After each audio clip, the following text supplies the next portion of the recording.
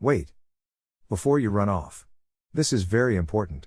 In this video, you will see a washing machine that may look different from yours. However, don't worry about the look.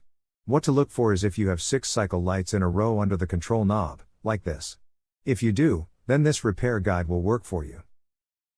My name's George and I have repaired over 10,000 washing machines, dryers, and stoves and have 10+ years experience running an appliance repair business. The tips, tricks and insights I'm about to share with you, you won't find anywhere else on the internet. In this video we will be discussing the most sold top-load washer in the world, which is sold at Lowe's, Home Depot and other local stores. Let's get straight into it. Make sure to hit the like and subscribe button. Vertical modular washers, VMWs, are the cheapest and most sold washers worldwide.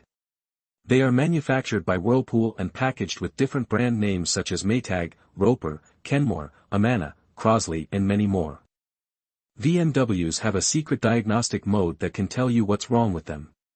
This diagnostic mode makes anyone and everyone an instant washer repair pro. I will show you exactly what to do to get the washer to diagnose itself and tell you the issue. VMWs come in all different shapes, sizes, and brands. They have a life expectancy of 3 to 5 years. All new appliances are only lasting 3 to 5 years. VMWs are the new washing machine prototype. The old-style washer can no longer be bought new. You will find tons of these machines without agitators. They are fading out the agitator, which is the device in the middle that washes the clothes, because it takes up too much room. VMWs are considered disposable, and most repair companies will not work on them. However, they will still charge a service fee. The main parts of a VMW are the lid lock, water pump, suspension rods, shift actuator, and control board. 99% of repairs done on VMWs are on these 5 parts. Here are some of the main problems and related parts with VMWs. Won't drain, water pump, won't turn on, control board. No spin, shift actuator, won't open, lid lock, banging or shaking, suspension rods. In my expert opinion, VMWs are pieces of junk. Most have no agitator, are poorly made, and have an annoying lid lock. Their life expectancy has gone down to 3 to 5 years from 30 to 40 years. While their price continues to go up. If you are considering buying a new washer, I would advise you to purchase the vertical modular washer and the 5-year warranty add-on. I guarantee you will wish you did if you don't. There are many other washing machines on the market, but they are a waste of money. They don't last any longer than the VMWs, and cost more because of the functions it comes with, not because it's a tougher, longer-lasting appliance. I hope this information has helped you in the right direction. Make sure to hit the like and subscribe button.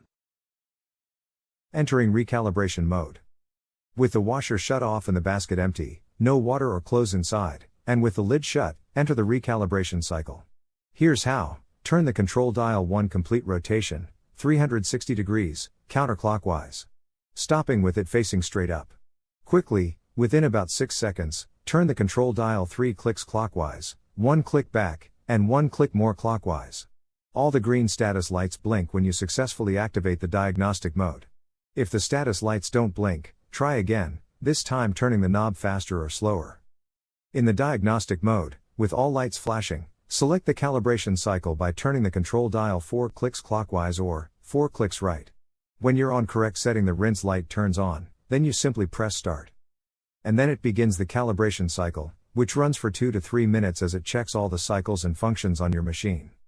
When the calibration cycle ends, if all goes well, the lid unlocks and the washer shuts off. Now try your washer to see if that solved your issues. If not, continue to the error code video. If after 20 tries or more, and your arm feels like it's gonna fall off from trying so much, then odds are you have a bad control board. If your washer starts the recalibration but doesn't finish it, you need to pull the error codes and find out why. More. No water or clothes inside, and with the lid shut, enter the recalibration cycle. Here's how. Turn the control dial 1 complete rotation, 360 degrees, counterclockwise. Stopping with it facing straight up.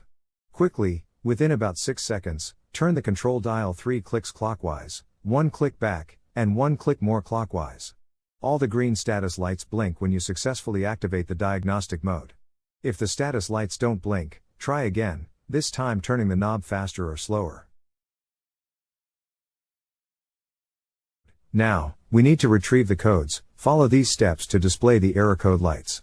Step 2, turn the control dial 1 click clockwise, then press the start button. Now you are reading the error codes. From here turn the control dial 1 click clockwise to display the first saved error code. Just the sensing light flashes if no error code was recorded. If this is happening to you but there is still an issue, then you will need to watch our other video. The control displays up to 4 error codes. Step 3, read the error codes. Error codes for the VMW washers have 2 parts. The first is the letter F, followed by a number, and the second is the letter E, followed by a number as well. Which lights are illuminated indicate the numbers. The sensing light on indicates the letter F. The sensing light off indicates E. The wash light equals 8. Rinse equals 4. Spin equals 2. And cycle complete 1. For example, for error code F5E3, when the sensing light is on, the rinse and the cycle complete lights are on. Adding all 3 together equals 5. This means the first part of the code is F5.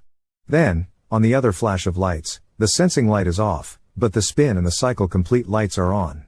Adding them together makes 3. The second part of the code would be E3. That's one code.